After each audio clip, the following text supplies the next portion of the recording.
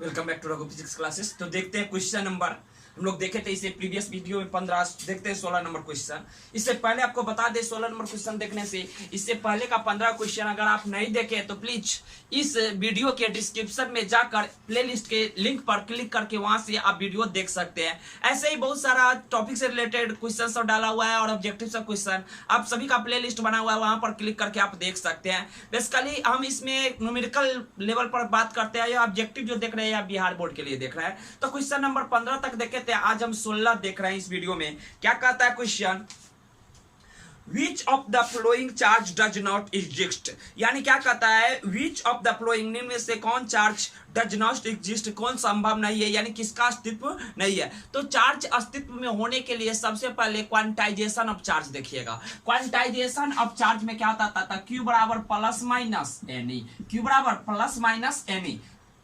Charge exist करता कि नहीं करता, इसको चेक करने के लिए सिर्फ आप यहां से n का वैल्यू निकालिएगा। तो n बराबर Q बाई ई, या ई जाएगा बटा प्लस माइनस छोड़ दीजिएगा। अगर यहां से निकालिएगा, अगर डेसिमल में नहीं आए, डेसिमल में नहीं आएगा तो चार्ज एग्जिस्ट करेगा, अगर डेसिमल में आ जाए तो चार्ज एग्जिस्ट नहीं करेगा। जैसे मान लीजिए यहाँ पर 4.2 आ जाए तो यह चार्ज एग्जिस्ट नहीं करेगा, जो चार्ज दिया रहेगा वह संभव नहीं है। अगर इसी जगह आ जाए 4.0 यानी 4 आ गया तो 4 आ गया तो यह चार्ज एग्जिस्ट करेगा। यानी चार्ज एग्जिस्ट करने के लिए क्या होना चाहिए, तो सर उसमें पूर्णांक आना चाहिए। क्या कि n से था इंटीजर, इसलिए इंटीजर आ जाएगा तो चार्ज संभव है, नहीं तो चार्ज संभव नहीं है। जैसे क्वेश्चन पढ़ते क्या कहता है, which of the following charge does not exist, कौन संभव नहीं है। तो ए नंबर ऑप्शन चेक करते हैं। ए नंबर ऑप्शन में क्या कहता है कि चार्ज क्यू बराबर जो दिया हुआ है वह किसमें डाल के रखेंगे, n बराबर। तो n बराबर कितना है, तो इसमें डालेंगे तो q का value 3.2 into 10 to the power minus 90, I का value 1.6 into 10 to the power minus 90।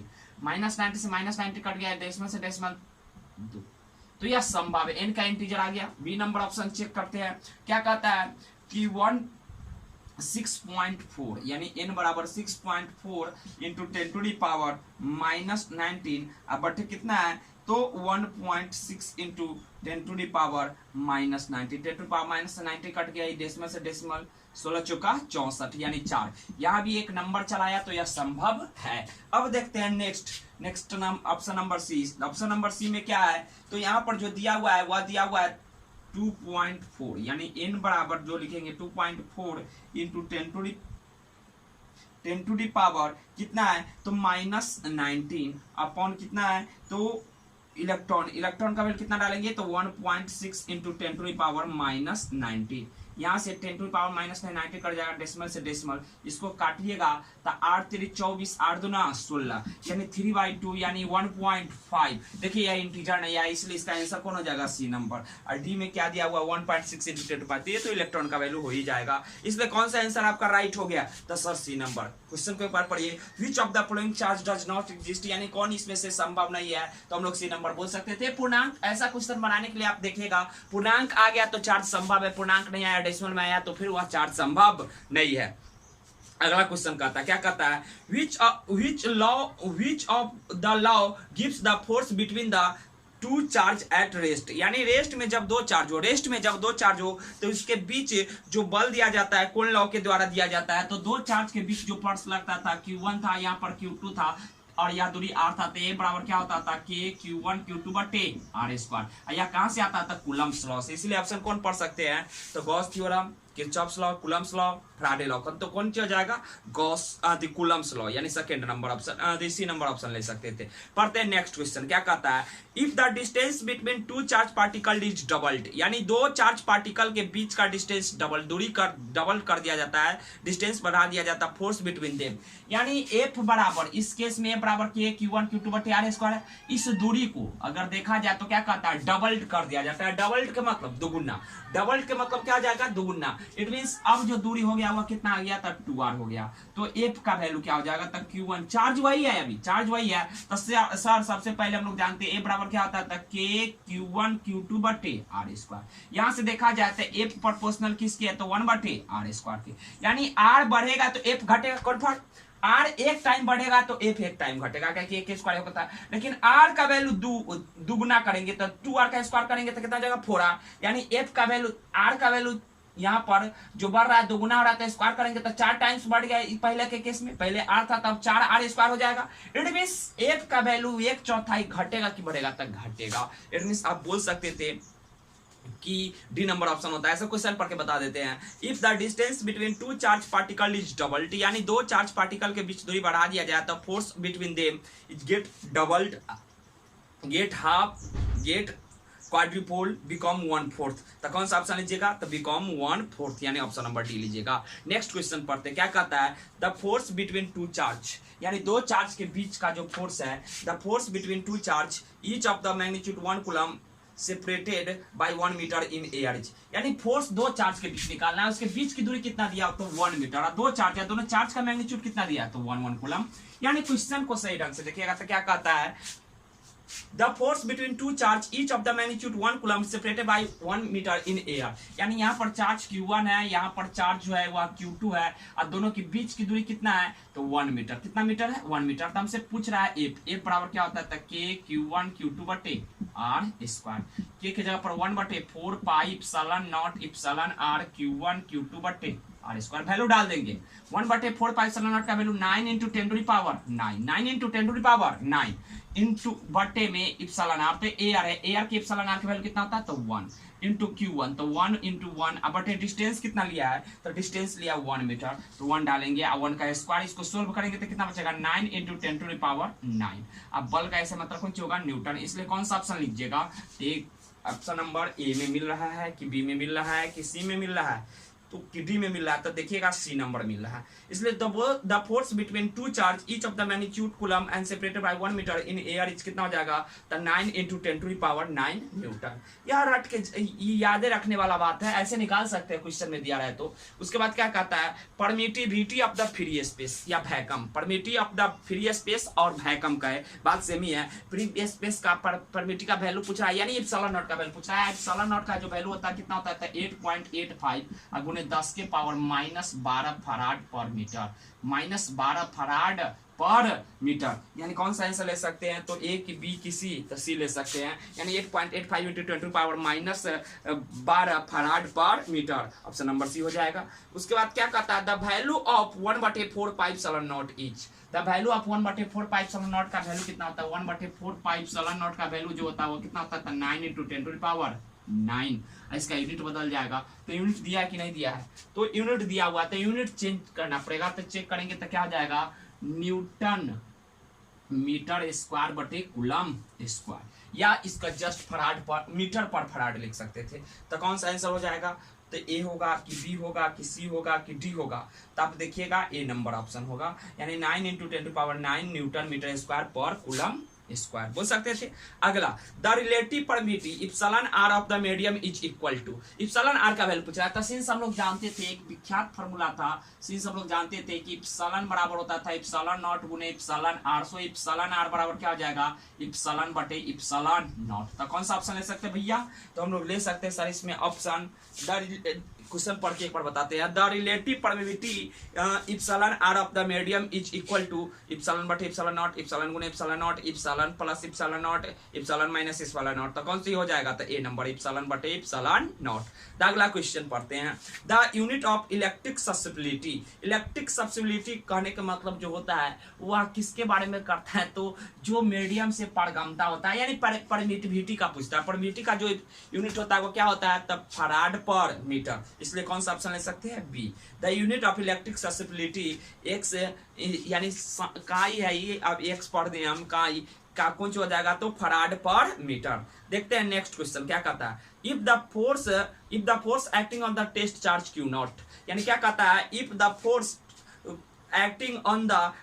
A test charge Q naught at the rest in the electric field is F, यानी फोर्स का वैल्यू एफ दिया हुआ है, charge का value कितना है Q not. फिर से क्वेश्चन देखिए, if the force acting on the a test charge Q naught at the rest in the electric field is F, then the electric field intensity will be. तो since हम लोग एक formula पढ़े थे, F बराबर Q E, F बराबर Q E, F बराबर Q E, तो ई बराबर क्या हो जाएगा तो F by Q, F by Q. तो यहाँ पर फोर्स का वैल्यू एफ दिया है और चार्ज का वैल्यू क्यू नॉट दिया है, तो कौन सा लेंगे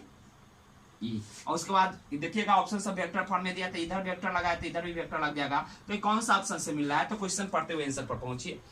if the force acting on test charge q naught at the rest in the electric field is F, then the electric field intensity E will be, the E will be A, अब number option में हो जाएगा vector F बटे q not, vector F बटे q not लिख सकते थे, option number सी हो जाएगा। देखते हैं नेक्स्ट क्वेश्चन क्या कहता है, the unit of electric field intensity is, the unit of electric field intensity, field intensity को इसे डिनोट करते हैं, तो इसका यूनिट पूछ रहा है, तो इसका यूनिट निकालने के लिए यहाँ पर यूनिट डालिएगा तो फोर्स का क्या हो जाएगा न्यूटन और चार्ज का कूलम, यानी न्यूटन पर कूलम बोल सकते हैं यूनिट, यानी कौन सा ऑप्शन ले जाएंगे, तो unit of the electric field intensity is Newton coulomb, Newton पर कूलम, वोल्ट पर मीटर, नहीं वोल्ट मीटर है, वोल्ट मीटर आता तो भी हो जाता, और कूलम पर न्यूटन, तो न्यूटन पर कूलम हो जाएगा, और नहीं तो कहीं कहीं ऑप्शन पर दिया रहेगा तब वोल्ट पर मीटर भी ले सकते थे, वोल्ट पर मीटर, तो यहाँ पर तो दिया नहीं है, आप वोल्ट मीटर लीजिएगा, वोल्ट मीटर दिया हुआ, इसलिए ऑप्शन नंबर 1 बी होगा। देखते हैं नेक्स्ट क्वेश्चन, क्वेश्चन नंबर 26 क्या कहता है, the dimensional formula of the electric field intensity is, the dimensional formula of electric field intensity, यानी इलेक्ट्रिक फील्ड इंटेंसिटी यानी ई का डायमेंशनल फार्मूला पूछ रहा था, इसका यूनिट जो निकाले थे वो न्यूटन पर कूलम आया था, कितना आया था न्यूटन पर कूलम, तो यहीं से डायमेंशन निकाल सकते हैं, तो न्यूटन के बदले एम, न्यूटन के बदले एम, एल टी के पावर -2, अब कूलम के बदले 80 नहीं तो IT, 80 नहीं तो IT ले सकते थे, इट मींस क्या हो जाएगा, तो इस जगह से जब इसको सोल्व कीजिएगा तो एम क्या हो जाएगा, एम, एल ऊपर रहेगा एल, और टी के पावर -2 था, एक और जाएगा तब -3, और ए के पावर -1, यानी ए की जगह पर कभी कभी आई भी दे देगा, ध्यान रखिएगा, इस ए को आगे की जगह पर पीछे भी लिख सकता है, ऐसे ऑप्शन देखते हैं, ऑप्शन में जैसे फॉर्म में रहेगा उस फॉर्म में देख सकते हैं। The dimensional formula of the electric field intensity is M L T के पावर -2 ए के पावर -1, एम एल टी के पावर -3 ए के power -1, M L square T के पावर -3 ए के पावर -2, तो कौन सा हो जाएगा, तो सर हम लोग का जो अभी निकल के आया है वह निकल के क्या आया है, तो एम एल टी के पावर -2 बटे 80 किए हैं, तो एम एल टी के पावर -3 ए के पावर -1, तो देखिए ऑप्शन नंबर ए, नहीं ए में तो टी के पावर नहीं है, बी नंबर देखिए, तो बी नंबर में क्या कहता है एम एल टी के पावर -3 ए के पावर, तो ऑप्शन नंबर बी ले सकते हैं। देखते हैं नेक्स्ट क्वेश्चन क्या कहता है, नेक्स्ट क्वेश्चन, क्वेश्चन नंबर अब 27 पर पहुंचे, यानी 27 नंबर क्वेश्चन क्या कहता है, इसको देखते हैं थोड़ा। प्लीज आपसे एक छोटा सा रिक्वेस्ट है, अगर चैनल को सब्सक्राइब नहीं किए तो प्लीज चैनल को सब्सक्राइब कर ले, और वीडियो को सही ढंग से देखें तो आप बहुत चीज सीख सकते हैं, इस पर हम चैलेंज कर सकते हैं कि आपका बिहार बोर्ड में एक भी क्वेश्चन ऑब्जेक्टिव नहीं छूटेगा, अगर आप पूरा वीडियो देख लेते हैं सोच समझ कर, यानी पूरा इस इलेक्ट्रोस्टैटिक्स से लेके वहां तक मॉडर्न फिजिक्स तक जो भी क्वेश्चन डाला जाएगा उस सब ऑब्जेक्टिव को देख लीजिए, आप एक बार देख लीजिए, एक बार में ना समझ में आए तो दूसरा बार देखिएगा, लेकिन हम पूरा गारंटी के साथ कर सकते हैं कि आपको ऑब्जेक्टिव एक बार में ही समझ में आ जाना चाहिए। अब देखते हैं नेक्स्ट क्वेश्चन, क्योंकि एकदम सिंपल भाषा में हम लोग क्वेश्चन देख रहे हैं। नेक्स्ट क्वेश्चन देखते हैं क्या कहता है, the uniform electric field is E, यानी यूनिफॉर्म इलेक्ट्रिक फील्ड ई है, if the uniform electric field is E, यानी एक समान विद्युत क्षेत्र ई है, the force on the charge Q placed in the it, यानी the force on the charge Q, यानी चार्ज क्यू पर फोर्स जो लगता है प्लेस्ड इसमें रखा गया उस पर, तो अभी देखिए फोर्स बराबर क्या होता है, तो सीधे क्यूई, क्या होता है क्यूई, तो इलेक्ट्रिक फील्ड ई दिया, चार्ज क्यू दिया है, तो फोर्स तो निकल ही जाएगा, तो ए बराबर क्यूई, ए बराबर ई बटे क्यू, ए बराबर Q square E, none of this, तो कौन सा ऑप्शन ले जाएंगे ए नंबर, यानी ए बराबर क्यूई, ए बराबर क्यूई। देखते हैं नेक्स्ट क्वेश्चन, नेक्स्ट क्वेश्चन क्या कहता है, the magnitude of the electric field intensity at distance R from the point charge Q, यानी पॉइंट चार्ज क्यू है, यहाँ पर एक चार्ज क्यू है, यहाँ पर चार्ज क्यू है, इससे आर दूरी पर हमसे पूछ रहा है इलेक्ट्रिक फील्ड ई बराबर व्हाट, तो सिंस हम लोग जानते हैं ई बराबर क्या होता है, के क्यू बटे आर स्क्वायर, के क्यू बटे आर स्क्वायर, इसको ऐसे भी लिख सकते थे 1/4 पाई एप्सिलॉन नॉट क्यू बटे आर स्क्वायर, तो यहाँ पर क्यू के जगह पर क्या दिया हुआ है, तो कैपिटल क्यू दिया था, कैपिटल क्यू ले लेंगे। अब मैग्नीट्यूड पूछ रहा है, the magnitude of electric field intensity at distance from the point R Q is, तो यहाँ पर पूरा का मैग्नीट्यूड पूछ रहा है, अगर वेक्टर फॉर्म में रहता तो ये भी वेक्टर फॉर्म में रहता, आर यूनिट वेक्टर में, तो मैग्नीट्यूड का रहा है, तो यहाँ पर मैग्नीट्यूड क्यू का कर देंगे, यानी ई बराबर क्या हो जाएगा 1/4 pi epsilon not Q, capital Q दिया हुआ है चार्ज का वैल्यू, तो कैपिटल क्यू कर देंगे, तो अब बटे क्या हो जाएगा आर स्क्वायर, तो आई मैग्नीट्यूड ले लेंगे चार्ज को, तो प्लस रहेगा तो दूर की ओर, माइनस रहेगा तो इलेक्ट्रिक फील्ड अंदर की ओर, इतना तो हम लोग जानते हैं। नेक्स्ट क्वेश्चन देखते हैं क्या कहता है, a proton and electron are placed far away from the each other, यानी एक प्रोटॉन है और एक इलेक्ट्रॉन है, प्लेस्ड का मतलब रखा है फार अवे फ्रॉम ईच अदर, एक दूसरे से दूर रखा है, इन द सेम इलेक्ट्रिक फील्ड, दोनों सेम ही इलेक्ट्रिक फील्ड में, अलग अलग फील्ड नहीं है। देन यानी क्वेश्चन को सही ढंग से देखिए, एक समान यूनिफॉर्म इलेक्ट्रिक फील्ड है, यूनिफॉर्म इलेक्ट्रिक फील्ड में एक प्रोटॉन भी डाला हुआ है, एक इलेक्ट्रॉन भी डाला है, दोनों अलग अलग फार डाला हुआ है। क्वेश्चन को एक बार फिर पढ़ते हैं, फिर समझा देते हैं आपको। क्या कहता है, proton and an electron are placed far away from each other in the same electric field, then तो क्या कहता है, the electric force on them will be equal. Option number A, option number क्या कहता है, the magnitude of the electric force will be the same, their acceleration will be equal, magnitude of their acceleration will be equal। तो देखिएगा सबसे पहले यहाँ पर force डालेंगे, तो एक इलेक्ट्रॉन है तो इलेक्ट्रॉन पर निगेटिव था, प्रोटॉन पर कौन सी पॉजिटिव चार्ज, पॉजिटिव चार्ज पर फोर्स क्या हो जाएगा, तो इस दिशा में लगेगा, यानी ये भी इस इलेक्ट्रॉन प्रोटॉन है तो प्रोटॉन पर भी पॉजिटिव ई के बराबर चार्ज होगा, तो इस दिशा में, और इलेक्ट्रॉन पर विपरीत दिशा में फोर्स बराबर लगेगा। यहाँ भी F बराबर QE और यहाँ भी F बराबर क्या लगेगा, QE। यहाँ पर चार्ज भी दोनों का समान है, इलेक्ट्रिक फील्ड भी समान है, तो फोर्स का मैग्नीट्यूड बराबर होगा, फोर्स बराबर नहीं होगा। क्यों? क्योंकि फोर्स का डायरेक्शन राइट वर्ड है इसमें, तो इसमें किधर है, लेफ्ट वर्ड, इसलिए बोल सकते हैं फोर्स का मैग्नीट्यूड बराबर है, फोर्स बराबर नहीं है। अब फोर्स के साथ साथ अब एक्सीलरेशन भी ऑप्शन में चर्चा कर रहा है, तो एक्सीलरेशन बराबर क्या होता है, force by mass, force by mass. तो यहाँ पर QE अब बटे m डालते, तो मास भी अलग अलग है, मास दोनों का, प्रोटॉन का मास कुछ और होता है, इलेक्ट्रॉन का मास कुछ और होता है, तो मास अलग होगा तो एक्सीलरेशन तो बराबर हो ही नहीं सकता है। तो इलेक्ट्रॉन का एक्सीलरेशन के बारे में पूछेगा तो ये वाला चर्चा करेंगे इलेक्ट्रॉन प्रोटॉन का, और फोर्स पर चर्चा करेंगे तो सिर्फ फोर्स देखेंगे। अब ऑप्शन को देखेंगे क्वेश्चन पढ़ते हुए, क्या कहता है, a proton and electron are placed far away from each other in the same electric field, then the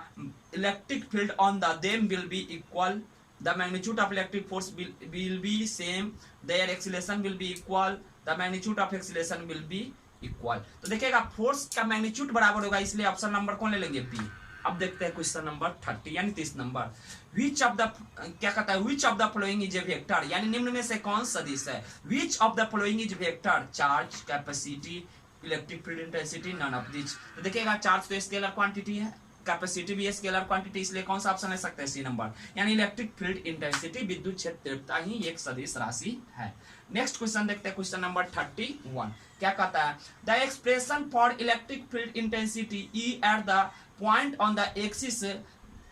at the axis very small distance x from the center of uniform charged radius r and charge q each। यानी क्या कहता है, an expression for the intensity at a point axis very small distance from the center of uniform charged ring r then charge q each। Question को सही ढंग से समझिए,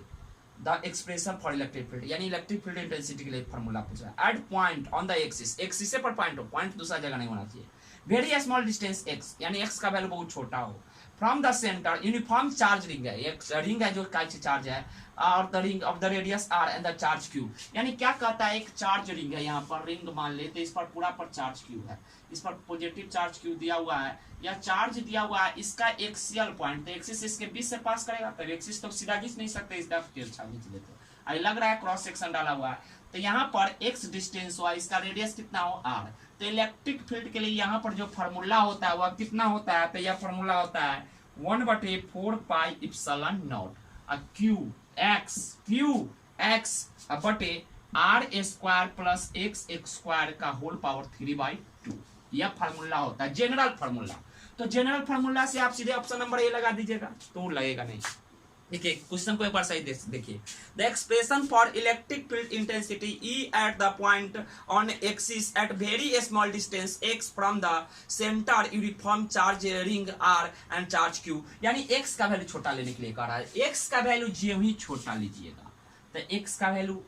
छोटा लीजिएगा तो r की तुलना में x का वैल्यू छोटा होगा, तो x को निगलेक्ट कर देंगे, ऊपर वाला x नहीं निगलेक्ट किया, नीचे वाला, तो क्या बचेगा 1/4 pi epsilon naught, 1/4 pi epsilon naught. उसके बाद QX बटे क्या हो जाएगा, तो R के पावर 2 से 2 कट जाएगा, यानी RQ बच जाएगा, कितना बचेगा, RQ। तो कौन सा ऑप्शन ले लेंगे, तो हम लोग ऑप्शन ले सकते थे E बराबर QX/4 pi epsilon not R square, यानी बी नंबर ऑप्शन ले सकते हैं। तो इस वीडियो में इतना ही रहने देते हैं। देखते हैं अगले वीडियो में। इससे पहले आपसे एक फिर गुजारिश कर रहा है कि जो भी वीडियो देख रहा है उसको सही ढंग से देखें। अगर इससे पहले का ऑब्जेक्टिव नहीं देखे हैं तो इस वीडियो के डिस्क्रिप्शन में जाकर प्लेलिस्ट के लिंक पर क्लिक करके आप दे सकते हैं। और इसी प्रकार का वीडियो देखने के लिए प्लीज चैनल को सब्सक्राइब करें और शेयर करें। Thanks for watching.